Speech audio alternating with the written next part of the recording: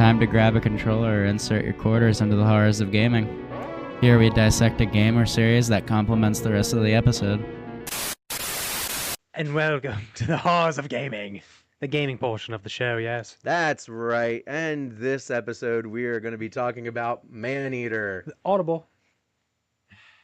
Yeah, it's an audible because we were going to be doing Shark Dentist if Shark Dentist had come out in time. It's got a sweet trailer. It's got such a cool trailer. Everything looks amazing about it. Shark Dentist people, if you want to send us a copy of your game when it comes out, please send us a copy because it'd be pretty awesome to play. Give me some nightmares, please. Exactly. So I will be taking the first the first part here, and then Josh is going to start talking. Game name Maneater, release date May 22nd, 2020. Completion time 8 to 13 hours. 13 hours. And that's full completion with trophies. Platforms are PlayStation 4, PlayStation 5, Xbox One, Xbox Series X, Xbox Series S, Microsoft Windows, Nintendo Switch, and Amazon Luna. Is it weird that I could say this game feels like it should just be for Xbox? It feels a very Xboxy kind of game. I don't know why. It feels like an Xbox Game Pass kind of game. Genre. Oh, wait. Developers, Tripwire Interactive. Engine was Unreal Engine 4. Genres are action RPG, open world, and action adventure. Oh, yeah. Oh, yeah. Maneater flips the traditional predator narrative by putting the player in control of a bull shark that's seeking revenge against the hunters who killed its mother and left it for dead. That premise drives the progression system. As you feed on wildlife and humans, you gain nutrients that let the shark evolve into larger and more powerful forms. Exploration is another major mechanic. The open world environments encourage players to revisit earlier locations after unlocking new abilities that provide access to previously unreachable areas. Combat also evolves throughout the game. Early encounters focus on survival against smaller threats, but later on you're fighting apex predators, heavily armed hunters, and military-grade vehicles. I lost where I'm at.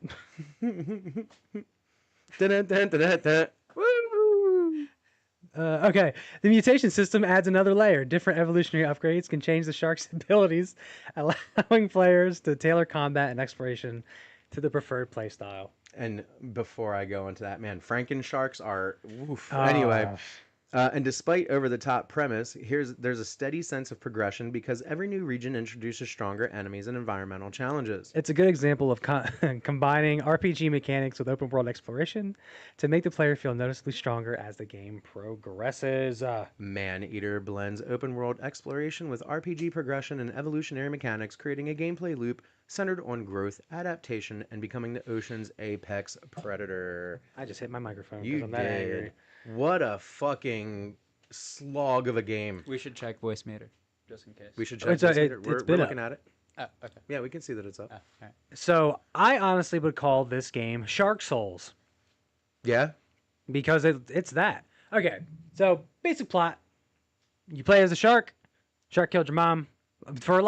Okay, so what's really cool, I'll give it this, is that the entire plot with the shark is based around like a National Geographic, maybe hunting, like a hunting alligator show that you'd find on TV nowadays, right? Narrated by Jerry. Right. And I was about to say, the voice is Jerry. Yeah, you got there. The narrator's Jerry from Rick and Morty. So it's cool because they give facts about like ocean life. So they'll tell you about the shark you're playing as, whatever like little fish you go around, other sharks, humans.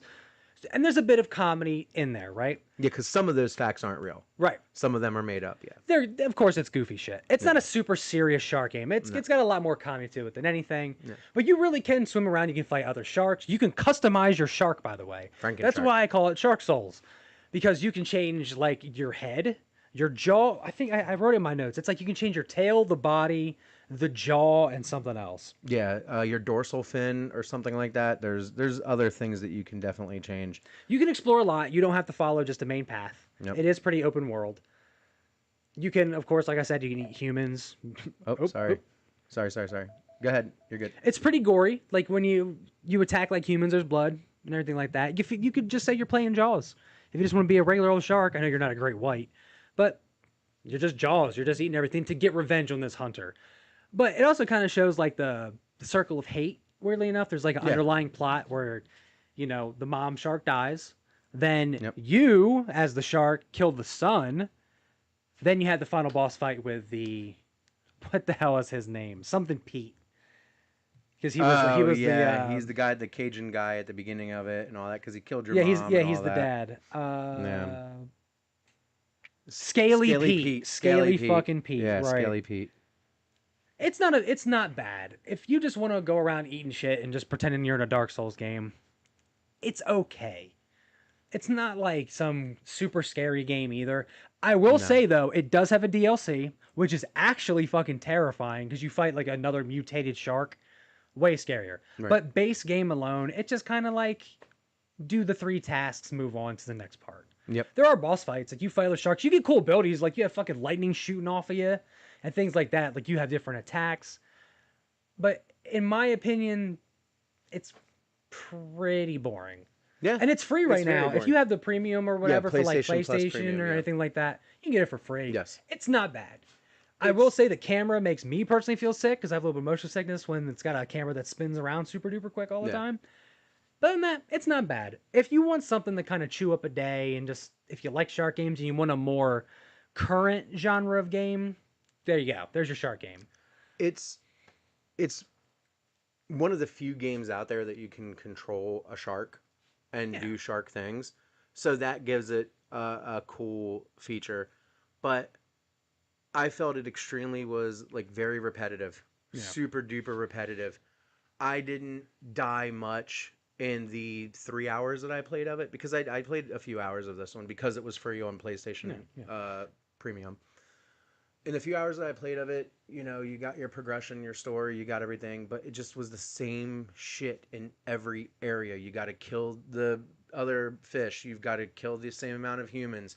You go on land and you flop around and you just kill things, and then you go back to the water and then you kill things. Like when you like chew on a human, you have to mash the button. Yeah, so there's a little bit of that, but it's not a completely strategic gameplay. Yeah, the more you eat fish, the bigger you grow, right? Yes. And then you get your pickups.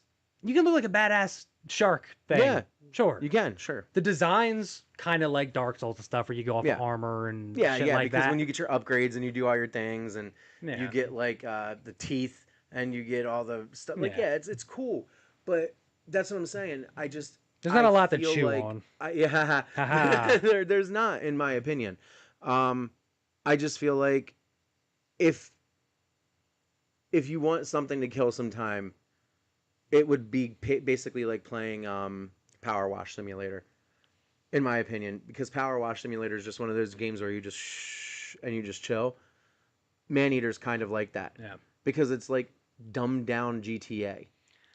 I think the strongest part of this game for me is kind of the soundtrack. It's got some heavy guitar riffs and shit like that. Yeah. So soundtrack's really that's cool. Yes, and I do like that it's that Jerry does the narration of everything. Yeah. And the only issue that I have again with Jerry's narration is if you stay in one area for too long, it gets repetitive. His narration opens up in each different area that you're in, but if you're in that one area and you still try to like remain there to get your power up, to get everything up, he gives hints. You're gonna and he'll try to get you to go to the next area and stuff. But if you stay in that one spot just to do your power ups, like if you do say for Pokemon, where you level up before you go fight everything, it makes the game easier for one, and the game's already easy. But two, you're gonna hear the same thing over and over again until you get into the next segment. And it's a pretty game. It's pretty, yes. Like the underwater stuff does feel nice. Yeah, the underwater stuff feels nice. Until it gets to be the cloudy areas, and then you say when it gets dark. When it gets dark and cloudy, and then you can't see shit. I ain't do fucking shit. Like that's what it felt like. But so for this game, are we good? Are we? You think we covered enough of it? With this game, if it weren't on PlayStation Premium, how much would you pay for it? $5. Because it's $40. Oh, you are out of your fucking It's a $40 game. $5. Yeah, I would probably pay $10 if that included the DLC. If this was when Blockbuster was popping, I'd buy it for whatever the price were for then. Right.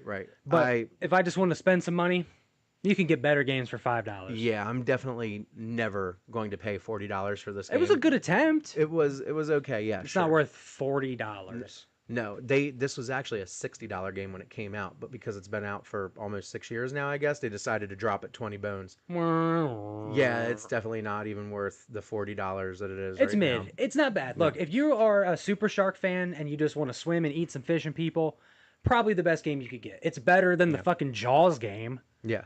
So It is. And that's saying something, right? Because the Jaws games for the Nintendo, Super Nintendo, or whatever, definitely were not good. Yeah. And this had just barely, because you wanted to do Jaws, and I was like, dude, no. Yeah, because I was like, well, there's a Jaws game once we got out of the Shark Dentist. Yeah, once we were like, Shark Dentist couldn't happen. It was like, Jaws game. I'm like, no. And then I looked up some clips, and I was like, oh, yeah, never infinitely mind. worse. So this is better than that. So there you go. Yeah. So $5. Yeah, exactly. $5. Not to mention, I'm pretty sure that later on today, after we're done being live, Dead Pixels on Kings of Horror is going to be doing Maneater. Hey. So if you still want to check it out and you want to judge it yourself, by all means, go for it. Because again, like we said earlier in the show, never going to fault anybody for their opinions, you know? But if you love sharks, go ahead.